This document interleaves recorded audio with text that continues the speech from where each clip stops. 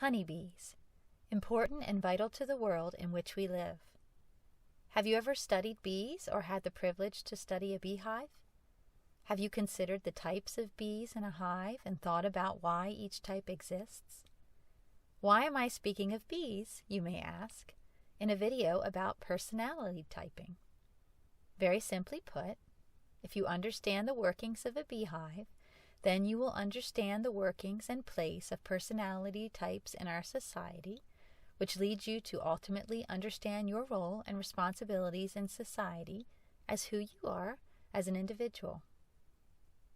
Let's start with some basics about honeybees and how they live.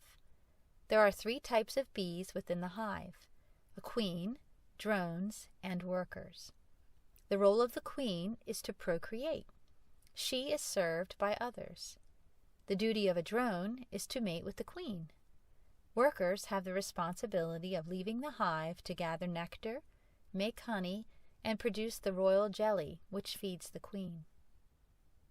Now let's return to human society, a type of hive, if you will, much more complicated, more than just 3 roles. Like the hive, some rare, some more common. INFJ, my type, the 1% if you believe the statistics. We are rare, so therefore we're special. A true statement, but only if you comprehend your role in the hive. Let's make a comparison again to what we observe in the bee world. There is only one queen. There are more drones and many more workers. Who would say that the queen is the most important bee in the hive? If so, have you come to this conclusion because she is the rarest? Be careful of faulty logic. Let's consider the queen. Did you know the queen is incapable of making honey? If one day the queen acted on an urge to go out into the big world and gather nectar, she would cease to be the queen and would throw the hive into a state of chaos. Not only that, but she lacks the skills to gather nectar. She must be the queen and only the queen. This is her role in the hive. So yes, she is rare, and yes, she is special, but only insofar as she is doing what she was made to do, be the queen. Have you ever wondered why there are rare and common types, or even doubted this claim?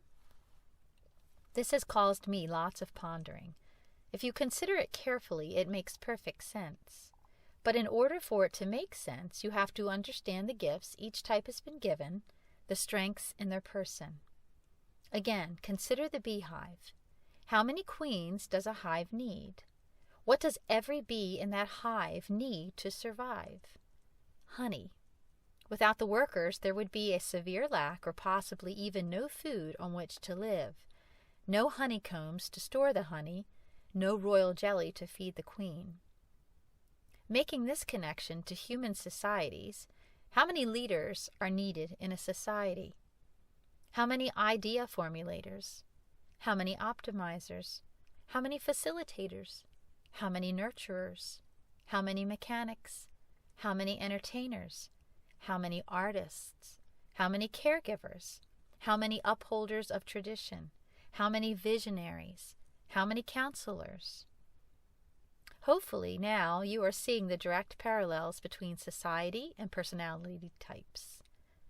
I will use INFJ as an example, since this is my type and I am intimately acquainted with it. What titles do we see cast about for the INFJ type? Counselor, helper, healer, protector.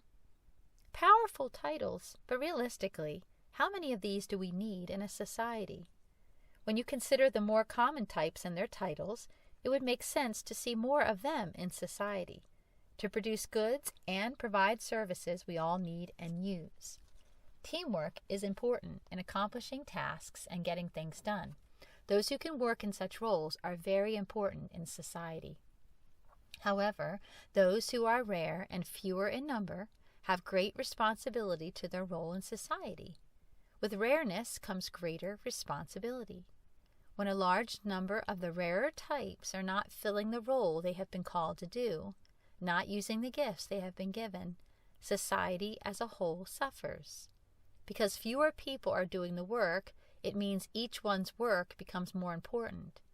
If the queen stops being the queen, the hive collapses. If a few worker bees decide to lollygag in the flowers, it's not as noticeable. It doesn't demean their job and responsibilities. It's just statistics. If 50 INTJs are not doing the work they are called for, as opposed to 50 ESTJs not doing the work they are called for, what will be noticed the fastest? If that ENTJ CEO stops being a CEO, as opposed to the cubicle worker who stops work for an hour to play a video game, which one's work stoppage will get noticed first? I am not engaging in type discrimination here by any means. It's logical. It's math. So let's move into some practical application. I watched a video of an INFJ who was thinking through a societal issue that is plaguing us at this particular time in history. He was exploring his thoughts, putting himself in the shoes of those experiencing those problems in the best way he could, sharing ideas as to how to address the problem, and trying to entice others to further discuss it. One could truly see his sincerity in desiring to protect the downtrodden, but in addressing the issue at large, not necessarily one-on-one, the way a self-actualized INFJ does business. He received a comment that went something like this: that sitting around and thinking about it is a total waste of time. That doesn't do anything. To suggest that thinking and talking about a problem is useless, to imply that doing something about it is more important, while not recognizing that thinking and talking is a way to do something about it, an all-important first step, is to fail to recognize others' gifts in society. This is what we are doing to one another in our lack of understanding. Follow my analogy as I flesh this out.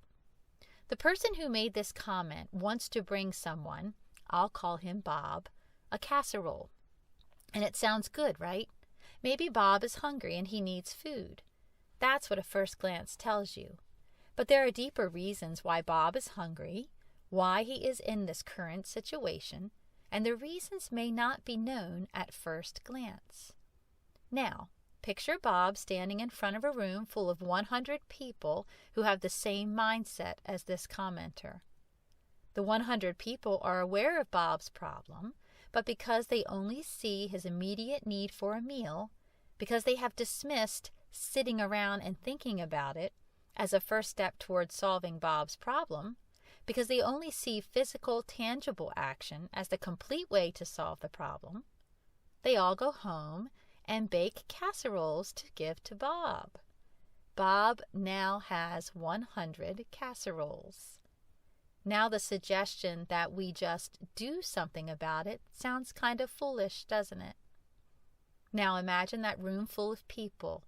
Start dividing them up by their gifts. Some make casseroles. Some are listeners and want to emotionally help Bob by walking alongside of him. Some want to ponder Bob's deeper problem and come to real tangible solutions. Others want to take the tangible action to bring the solutions to life in a real way for Bob, and so on. A few others see what's happening in the room and decide to take charge, efficiently recognizing the problem and seeing the need to be organized in the implementation of change. So they want to organize the people to begin using their gifts effectively to help Bob in the very best way possible. But let's put it in a larger context, such as a societal issue in general. Now, instead of Bob, picture a societal issue standing in front of a room of 100 people. Now do you see where I'm going with this? Where do you see yourself in this room? I will admit I'm one of the sitting around thinking about it types, studying society as a whole and leading with my ideas. That doesn't mean I can never fulfill another role, because in my personal life I have done so several times when there was a need. I have brought the casserole. I have walked with a person and tried to validate their emotional state. I've even engaged in leadership roles from time to time. However, there comes a time when we must recognize our gifts, and not try to force ourselves to act in such a way which is out of character for us. Know that about yourself, embrace it, and use your gifts accordingly. In other words, let someone else bring the casserole. Maybe you're able to cook one, but your talents are best used somewhere else. That's where I am in my life. I want to help others to fulfill my INFJ potential and to do the real work I'm gifted for. I don't want to make the casserole. I don't only want to validate someone else's emotions. I don't want to organize that entire room of people to lead them and delegate. I don't want to send cards and offer temporary words of encouragement. I want to get to the root of that person's problem with the ultimate goal of getting it fixed. I want to solve that person's problems if it's a possibility. And I want to solve them with my ideas, which someone else can in turn run with. If I'm not doing these things, society is going to suffer.